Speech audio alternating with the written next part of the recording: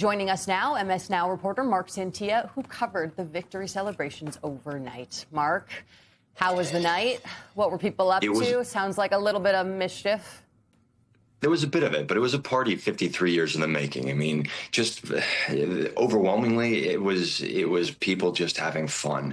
Of course, you're going to have some people sort of who become a bit unruly, but it was just thousands of people flooding Manhattan, and it wasn't just around the Garden. So police had sort of the Garden, the area immediately around the Garden, as a frozen zone. You couldn't reach the Garden. People just wanted to be in the shadow of the Garden. So a lot of people would gather 8th and 34th, Times Square area, and it was just thousands of people out throughout the night celebrating. I just got back not too long ago, so it's been a night, but there were thousands of NYPD officers.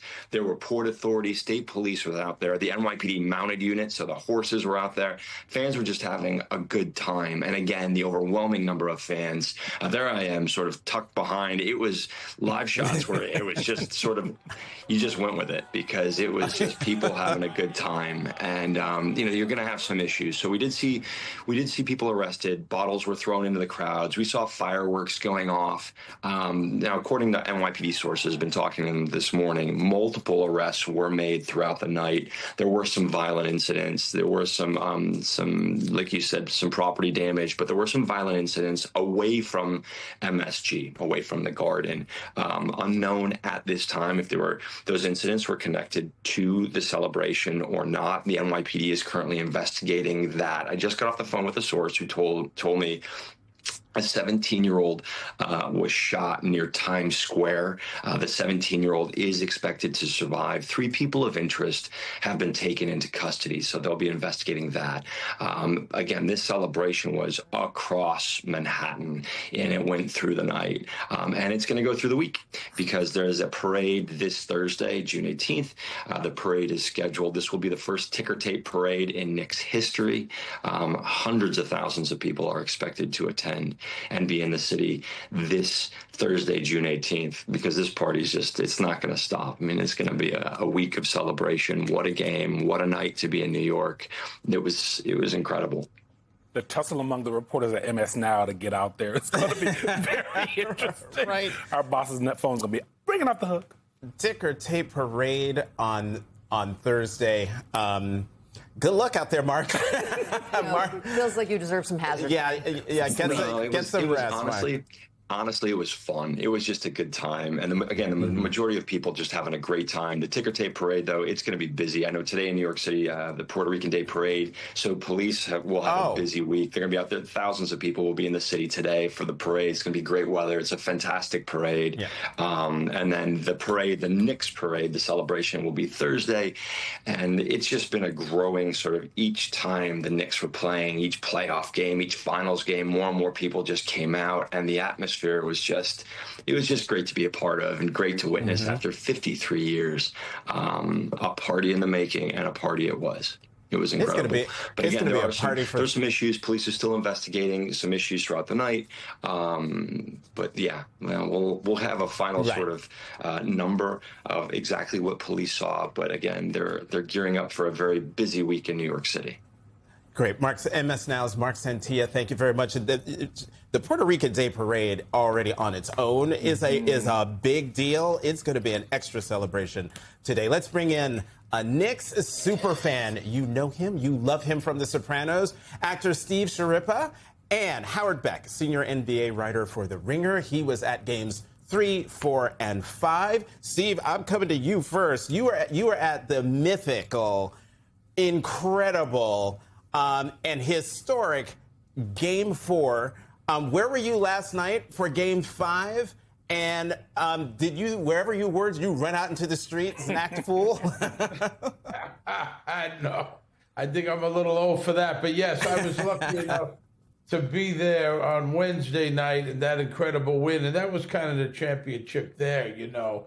No, I'm tucked away in Rhode Island at my house, nice and safe. But it is just an incredible win. I mean, I've been a long-suffering Knicks fan. I've been there since I'm 8 years old. And it is one of my favorite things, if not my favorite thing to do. as somewhat of a celebrity, I get to go to the games and I get to sit up close. And it is, I love what it's done for New York City. I haven't seen it like this. I don't know if I've ever seen it like this. How everyone, people that aren't even fans, jumped on the wagon, which I think is just wonderful. Everyone's got Knick gear on. Everybody's happy. Yes, there's a couple of knuckleheads, but for the most part, I just think it's just incredible for the city, and it is going to be an incredible week. This team doesn't die. They just, they are the better team. I mean, I knew they were going to win. Even when they were down 29 points the other night, I told my wife the Knicks are going to come back. I mean, honestly, I've been around the Garden a long time. Listen, I've been going there when they booed the Knicks on opening night. That's how Well, Steve, one of the things I think that is really interesting, especially in our little group chat, the three of us and our executive producer, is like these two. He's a New Yorker in his bones. She had a Knicks shirt, so she's been loving the Knicks since before she was born. And for folks like me, who I'm not a Knicks person, I'm a military brat, so I'm not really tied to really basketball or a city in general. But for everyone watching who doesn't kind of understand the fandom that has reared its head, especially over the last few weeks, talk to people about why it's been so exciting for folks, not just because it's you guys are long suffering, but there's so much underneath that as well. Well, listen, they put this team together. Leon Rose and Jim Dolan put this team together. They play really hard. They're really smart players. I think it's been an incredible playoff run the whole time. Jalen Brunson gets to the Knicks, 4 years ago? All of a sudden, after not make, I think they made the playoffs once since '99, and it's just a whole new resurgence of New York Knicks and New York Knicks fans. It's been 53 years. I think the team just plays really hard, really smart. They're very gritty, kind of like New York City. And I think that is why the city has jumped on the back of this team. They are very happy. I'm very happy for Jim Dolan. Like I said, I've been around the Garden a long time. They've taken a lot of hits over the years, different teams. People thought they didn't care about winning, and none of that was true, and here it is. All this has come together. It all came together last night, and they're spilling out into the streets. And it is going to be a crazy week. That Puerto Rican Day Parade is going to be something today, I'll tell you that. Yeah. And Steve, I do want to ask you about the Bobby Carmela reunion, but first I want to get to you, Howard, and talk about the Jalen Brunson of it all. He is someone, he was obviously MVP. There's no doubt if you watched these 5 games, that your takeaway couldn't be that he is a superstar and that he is an incredible leader. But there were a lot of people who were naysaying, a lot of criticisms. Becky Hammond multiple times again saying, he was too short. He's no LeBron. But do you feel like after last night, the Jalen Brunson definitive biography has been rewritten?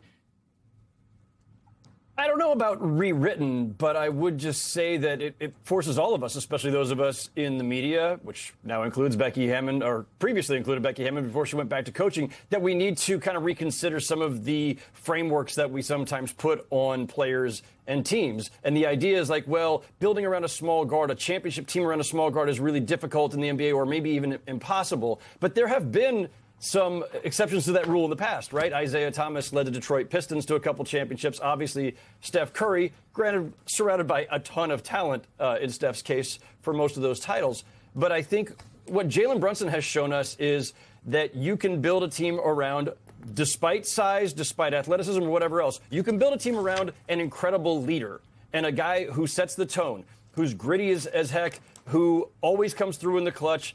And for, lack of stature physically or lack of burst athleticism, the way we associate with, supreme NBA players typically, he makes up for all of that with just an incredible ability to get shots off at impossible angles, to get around guys. The shots he takes and makes are few guys in the NBA can pull those off, period. And he's selfless. He's a consummate team guy. And he's just so incredibly steady. Like, you never see him rattled. And this Knicks team was never rattled, right? They were down 2-1 against the Atlanta Hawks in the first round. They were down 22 points in the fourth quarter of the opening game of the conference finals against Cleveland. They were down 29 points, of course, famously or infamously in Game 4 of the NBA Finals. Why do they keep coming back? Because Jalen Brunson sets the tone and leads them back.